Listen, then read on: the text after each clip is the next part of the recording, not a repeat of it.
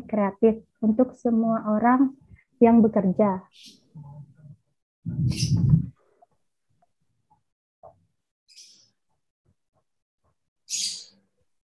Tujuan dari sustainable production sendiri yaitu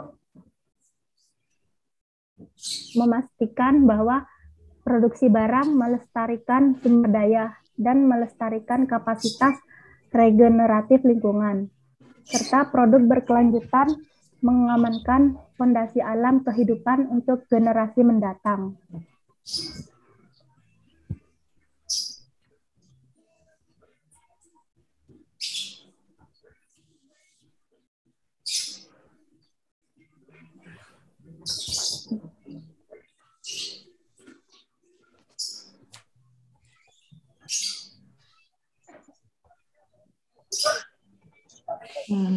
Bentar.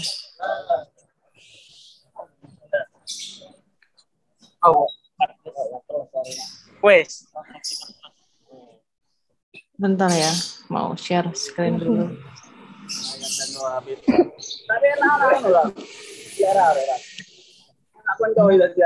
Suaranya siapa itu? Iyo. Berani. Suaranya siapa itu yo? Yoki, halo Bu, Yoki. Mute. Talang ini. Oh, nggak jelas. Oke. Iya ini Bu. Pira. Ermon Bu. Bentar, arek ini. Maaf Bu. Nah, wes lanjut Pira. Pir. Ya Bu. Ini merupakan rantai produksi dari industri kelapa sawit. Kebunan kelapa sawit dikelola oleh 3 pihak. Yang pertama, smallholder atau petani kecil, 2, private sector atau sektor swasta, dan ketiga, government atau pemerintah. Biasanya petani kecil akan bekerja sama dengan sektor swasta. Dari perkebunan sawit ini akan menghasilkan fresh fruit bunches atau tandan buah segar atau buah kelapa sawit. Nah, buah kelapa sawit ini bisa dikelola menjadi CPO meal dan palm kernel. CPO meal sendiri merupakan minyak sawit mentah. Dari buah kelapa sawit diolah ekstraknya untuk menghindari penumpukan asam lemak dan menjaga kualitas minyak mentah. Sedangkan untuk palm kernels itu pemisahan biji kelapa sawit dan kemudian dipecahkan menjadi kernel. Dari hasil keduanya dapat langsung dijual ke trader, pedagang ya Bu, atau keduanya pengepul, tengkolak. Mirip pengepul lah ya, kalau tengkolak itu kurang cocok. Terus? Atau keduanya dapat diolah lagi untuk minyak sawit mentah dapat diolah melalui proses refinery atau penyulingan. Biasanya untuk industri makanan, olein atau hasil dari minyak kelapa sawit yang sudah dikristalisasi itu akan disuling kembali dan akan dihilangkan baunya. Bener. Terus? Lalu hasil dari penyulingan tersebut dapat disuling kembali atau dapat dipisahkan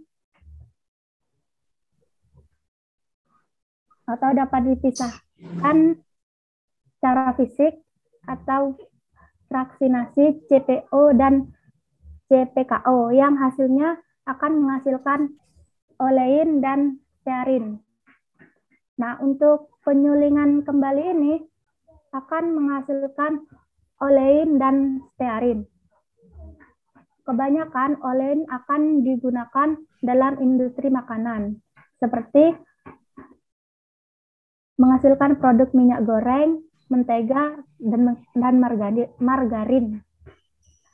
Sedangkan stearin digunakan untuk pembuatan mentega, lemak, dan es krim. Bu, ke atas, Bu. Nah, sedangkan untuk pemisahan CPKO dan CPO akan menghasilkan asam lemak atau alkohol berlemak.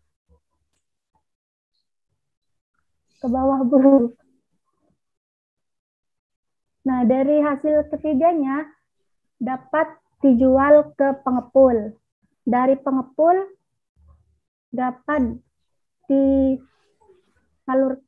atau dipasok kepada beberapa industri, seperti industri makanan yang akan memproduksi es krim, minyak goreng, dan biskuit.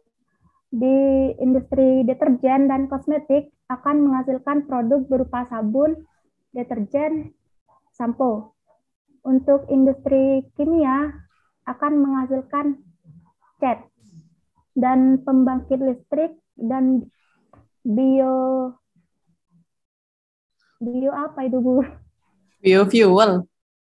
Biofuel akan menghasilkan produk listrik dan biofuel atau bahan bakar nabati. Nah, dari produk yang diproduksi oleh beberapa industri tersebut akan didistribusikan kepada minimarket, retail, dan toko-toko yang nantinya akan dibeli dan dikonsumsi oleh konsumen. Nah, sedangkan untuk plant kernel atau biji sawitnya, oh ini ya? Iya, Bu. Itu ini. Ya dapat diolah di pabrik lain menjadi CPKO dan PKM. Untuk CPKO-nya sendiri sama seperti pengolahan minyak sawit mentah melalui proses penyulingan. Sedangkan untuk palm kernel mill itu akan menghasilkan industri pakan ternak yang nantinya produksi yang akan dihasilkan akan dibeli oleh petani dan peternak untuk memberi makan ternak mereka.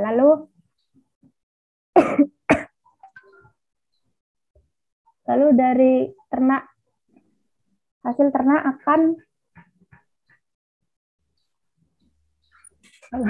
akan meningkatkan industri daging dan mendukung produksi daging ya. Ya, dan lalu produksi daging tersebut akan dikonsumsi oleh konsumen. Seperti itu, Bu. Intinya apa ini? Intinya adalah semua bahan kelapa sawit, ya, digunakan, tumbuhan kelapa sawit dapat digunakan dalam beberapa produksi. Jadi kalau misalnya kebun kelapa sawit ini jadi masalah, dipermasalahkan, maka yang terdampak itu banyak lini industri ya.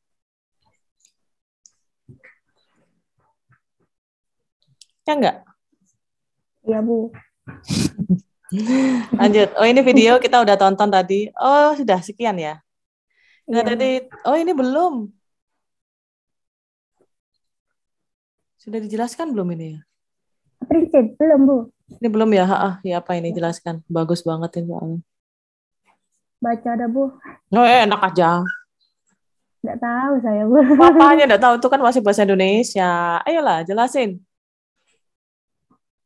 Prinsip produksi berkelanjutan. Ini menurut Lowell, Center for Sustainable Production. Yang pertama, produk dan kemasan dirancang agar aman dan ramah lingkungan. Apa artinya? Nggak tahu saya, Bu. Padahal masih bahasa Indonesia loh. Apa loh artinya? Produk dan kemasan yang dibuat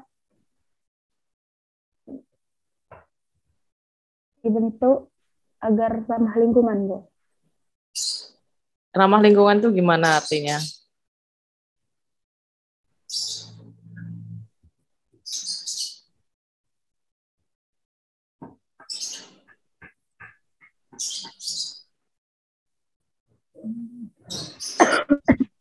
Apa loh artinya ramah lingkungan?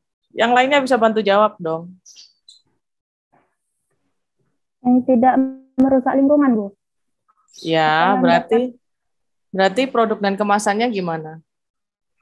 Harus mudah terurai, harus mudah Dapat diolah kembali. Iya, diolah kembali, mudah terurai lah bagaimana caranya.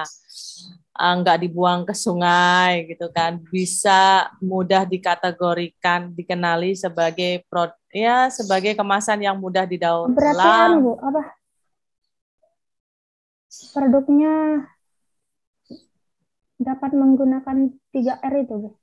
Iya, kalau bisa digunakan kembali, itu kan reuse, bisa didaur ulang.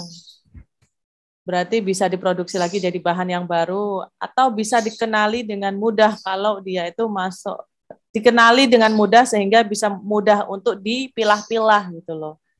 Dipilah-pilah. Itu salah satu prinsipnya. Itu produk dan kemasan yang dirancang aman dan ramah lingkungan dan tidak menjadi mikroplastik kalau dia plastik. Jadi kalau terurai itu dia nggak jadi plastik yang kecil-kecil yang mudah terbang atau mudah masuk ke hidung kita kalau kita lagi nggak pakai masker. Lanjut, limbah dan produk sampingan yang tidak sesuai secara ekologis akan dikurangi atau dihilangkan atau didaur ulang.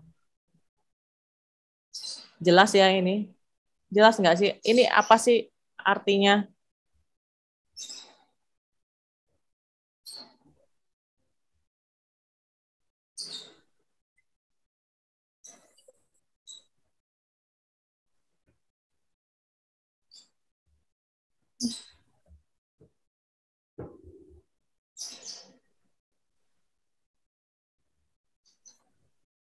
Nggak ada tahu artinya?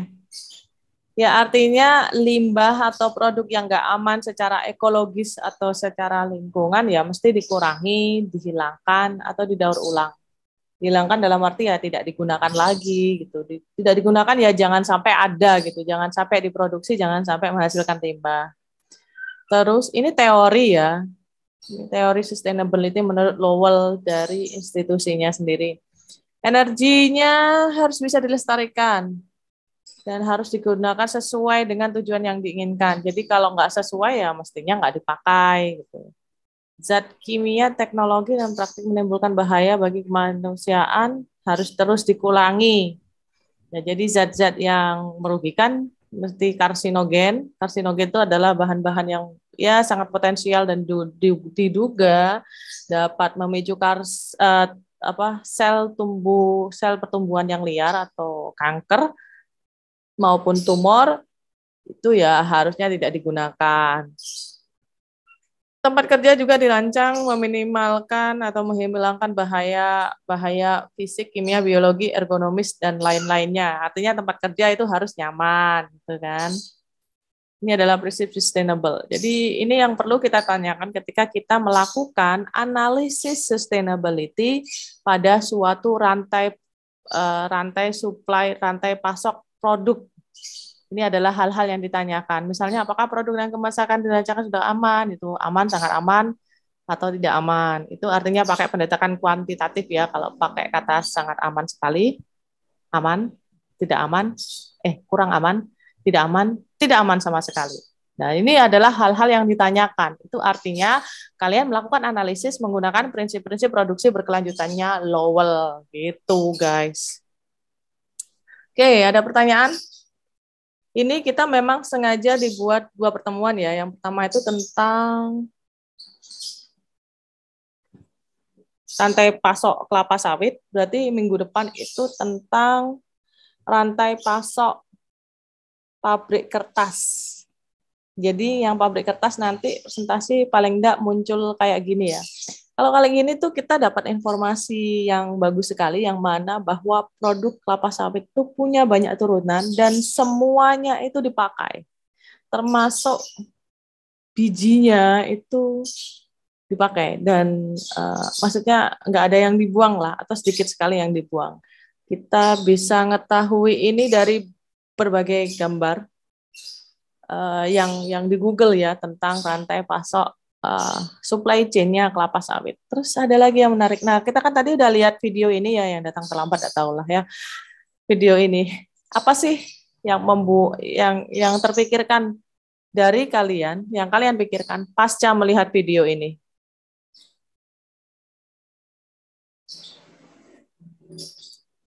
Apa yang kepikiran? Vira kepikiran apa sih?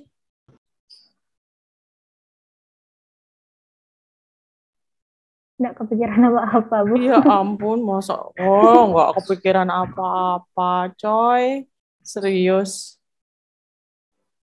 Coba lihat pemandangannya. Itu kebun kelapa sawit semuanya. Itu kayak berapa kecamatan itu ya?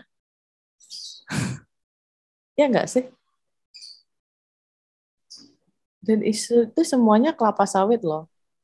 Saya itu melihat sesuatu sebelum kelapa sawit ini ada. Berapa banyak pohon yang ditebang? Berapa banyak pohon yang ditebang untuk membangun, membuat, menanam kelapa sawit sebanyak ini?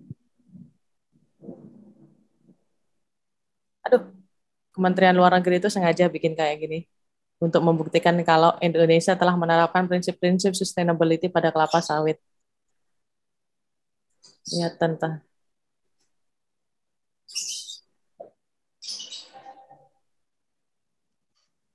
Ini berapa juta pohon yang sudah ditebang untuk membuat perkebunan seperti ini. Pembelaannya adalah industri kelapa sawit telah menciptakan jutaan tenaga kerja, mulai dari hulu ke hilir. Hulu itu mulai dari pusatnya kelapa sawit, hilir itu sampai kemudian ke konsumen, itu hilir. Dan katanya meningkatkan standar hidup petani kecilnya kelapa sawit. I don't know if it's true. Menurut kalian gimana? Pembelaan itu. Iya, mungkin. Kalau nggak namanya industri kayak gitu nggak ada ini, nggak ada yang murni pure buat buat kesejahteraan masyarakat di industri itu. Makanya dari hulunya. Masih dilakukan. Iya. Di sini tuh ada peran KUD kelapa sawit loh, dan kadang KUD kelapa sawit itu yang punya bukan orang situ. KUD kayak koperasi loh, koperasinya kelapa sawit. Oke, tapi setidaknya Indonesia sudah berusaha dan mengundang Eropa untuk membuktikan bahwa pengelolaan kelapa sawit mereka itu sudah berkelanjutan. Dan kelapa sawitnya itu ada di mana-mana, guys.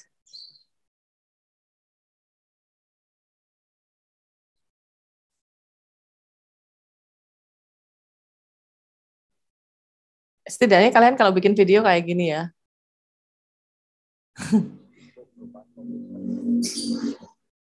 Indonesian Sustainability Palm Oil standar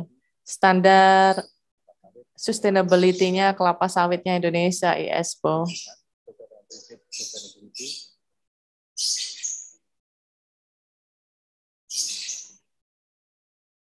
Cuma ini terlalu luas ini kelapa sawitnya ya. Tapi memang kita kalau nggak punya kelapa sawit, kita nggak bisa menikmati minyak goreng mentah dengan harga spesial. Karena minyak goreng itu di luar negeri sudah nggak digunakan lagi. Mereka itu karena mereka menganggap minyak goreng itu nggak terlalu aman untuk kesehatan karena terlalu enak dan kita mengabaikan yang namanya aspek-aspek kesehatannya, bahwa minyak goreng itu mengandung lemak yang kita konsumsi secara sengaja, dan lemak ini ada yang bisa dikeluarkan kalau dia rajin olahraga dan tidak bisa dikeluarkan kalau nggak rajin olahraga seperti saya. Tapi intinya kenapa video ini penting untuk dibuat, untuk kemudian membuktikan kepada stakeholder luar yang membeli kelapa sawit Indonesia bahwa kelapa sawit Indonesia itu sustainable gitu loh. Dan seharusnya ini isunya adalah pasar ekspornya kelapa sawit Indonesia ke Eropa itu ditutup karena deforestasi. Pengubahan fungsi hutan ke perkebunan kelapa sawit itu sangat tinggi dan sampai sekarang itu terjadi meskipun banyak kritik yang disampaikan oleh organisasi internasional maupun nasional dan aktivis lingkungan terhadap pengelolaan kelapa sawit di Indonesia. Begitu. Ini isunya sangat sensitif. Aduh, ya, sensitif sekali. Oke, ada pertanyaan? Kalau yang program B30 itu bagaimana Bu menurut Bu Reni? Apa ya B30 itu? Bentar. Apa B30 itu, Ki?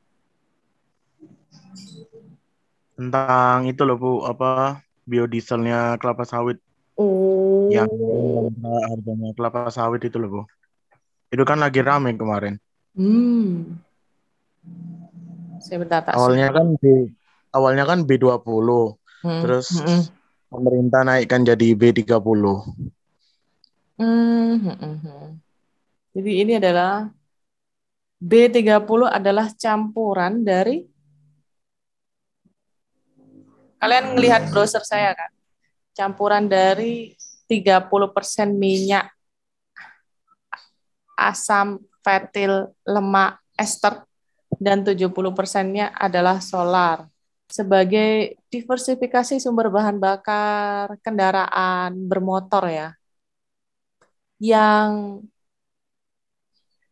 30% itu adalah campuran ya hasil dari minyak kelapa sawit itu atau kelapa sawit mentah CPO.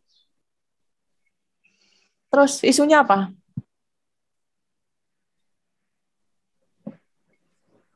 Ya itu Bu, yang akhirnya dongkrak harganya kelapa sawit. Oh iya, Kelapa sawit. jelas. Pantesan harga minyak sekarang mahal ya. Dulu itu saya beli minyak 22.000, itu udah paling murah. Sekarang jadi 37.000. 37.000. Iya, 35, 37. Iya, karena ya untuk kamu ya karena pasokannya dialihkan separuh untuk bahan bakar biosolar B30 ini ya. Dia Iya, solar. terus kalau nggak salah kan Eropa juga ini kan, yang tadi katanya Bu Reni Eropa sudah mengurangi minyak goreng itu juga berdampak ternyata. Iya. Telusuri. Terus itu ada penertiban pajak perkebunan kelapa sawit oleh Menteri Keuangan. Jadi itu tuh yang bikin industri kelapa sawit sekarang itu pusing. Kalau semua dipajakin, Bu. Ya, semua dipajakin. Namanya biosolar bersubsidi. Sudah 5,3 juta kiloliter produksinya. Dan dia 30% campurannya dari minyak kelapa sawit mentah. Ini baru ya ini. Tuh, menyalurkan 13,3 juta kiloliter pada 2020.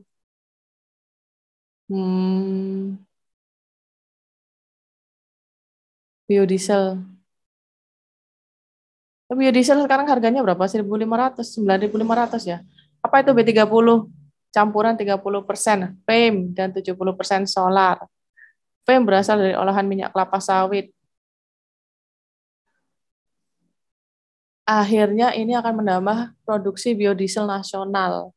Tahun 2019, 38,37 kiloliter, melebihi target 7,37. Ini namanya, kebijakan ini disebut dengan kebijakan diversifikasi energi ya. Artinya kita meluaskan lagi sumber energi terbarukan yang bisa digunakan untuk bahan bakar kendaraan. Karena kalau menggunakan Pertamax sama Pertamina itu jelas berasal dari sumber energi yang tidak terbarukan. Sekarang ada inovasi B30 yang membuat diversifikasi energi itu mulai diimplementasikan dan membuat ya produksi biodiesel nasional itu bertambah.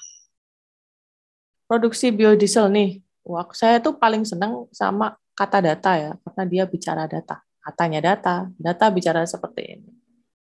Ini soalnya harus negara-negara di dunia itu harus ditekan untuk menghasilkan dan memiliki sumber energi terbarukan. Salah satu sumber energi terbarukan Indonesia itu ya adalah biodiesel gitu.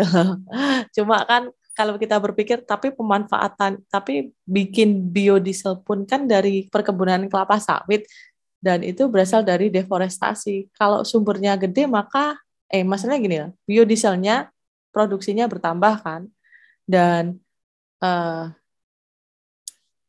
konsumsinya kan pasti naik kan selama produksinya banyak terus dan itu bertemu dengan konsumsinya dengan sangat baik, maka produksinya pasti akan terus-terusan kan. Nah, akhirnya kan akan mengakibatkan banyak perkebunan kelapa sawit lagi dibuka kan. Nah, bisa nggak emangnya perkebunan kelapa sawit itu dibuat vertikal ke atas? Kan nggak bisa, pasti dia kan horizontal. Nah, ini nih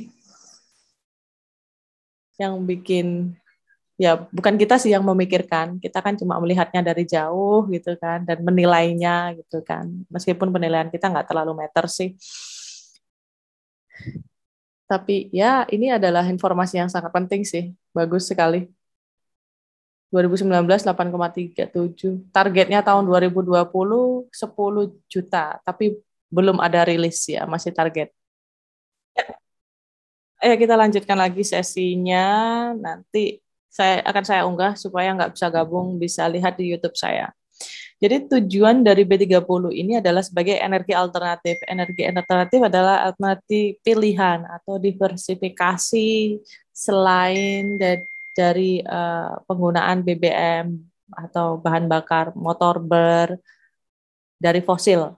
Pemerintah ini adalah salah satu kebijakan diversifikasi energi dan ini menerapkan program biosolar yang intinya adalah agar Indonesia itu lebih tahan saja dan lebih mandiri energi gitu. Ini juga salah satu wujud dari menyediakan sumber energi yang lebih terbarukan ya untuk kendaraan bermotor di Indonesia, tapi yang khusus mesin diesel loh ya, yang mesinnya non diesel yang nggak bisa pakai B30 gitu.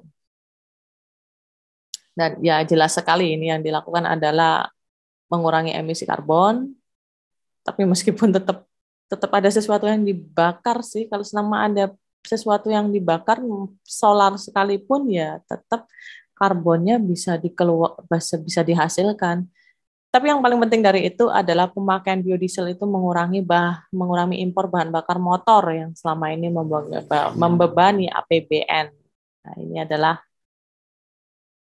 gambar dari emisi karbon monoksida pada solar dan biodiesel menurut International Council on Clean Transportation. Jadi ada solar, ada B20, ini campurannya, berarti artinya 20% dari kelapa sawit mentah, minyak kelapa sawit mentah. Kalau B30 berarti campuran dari 30% minyak kelapa sawit mentah. Kalau B50 berarti campuran dari 50%. Biodiesel, B itu biodiesel, 50 itu 50% dari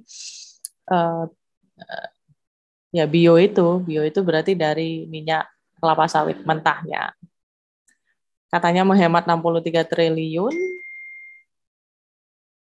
Dan ini adalah biodieselnya. Ini adalah penyulingan biodieselnya untuk disalurkan ke konsumen. Kalian kelihatan nggak ya ini? Oh, kelihatan karena nggak bisa ya share-nya ya. Saya nggak share ya. Udah Bu, bisa Bu. Udah ya. Sorry.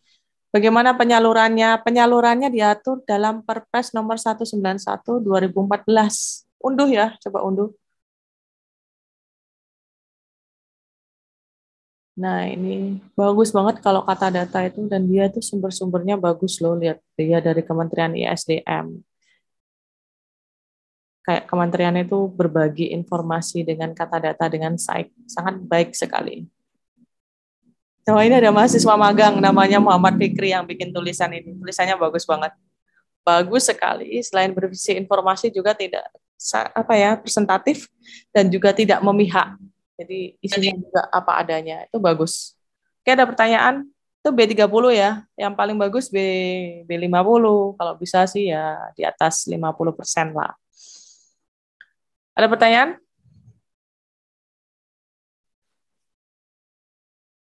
Nggak ada pertanyaan ya? Kalau gitu, kalau nggak ada pertanyaan ya udahlah.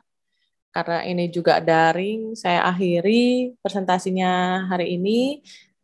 Nanti rekamannya bisa dibuka di YouTube dan bisa kalian lihat kapanpun kalian mau, berapa kali pun. Saya ucapkan terima kasih buat yang presentasi hari ini. PPT-nya bagus. Berarti yang presentasi minggu depan bahas tentang pabrik kertas ya. Gitu. Oke, terima kasih semuanya. Sampai jumpa semuanya.